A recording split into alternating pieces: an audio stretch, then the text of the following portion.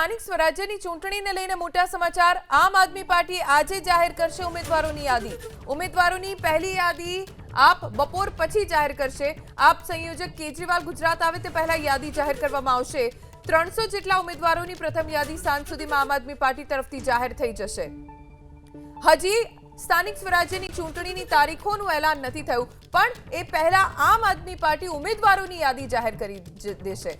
આપ આજે બપોર પછી 300 જેટલા ઉમેદવારોની પહેલી યાદી જાહેર કરશે તેવી જાણકારી અત્યારે પ્રાપ્ત થઈ રહી છે।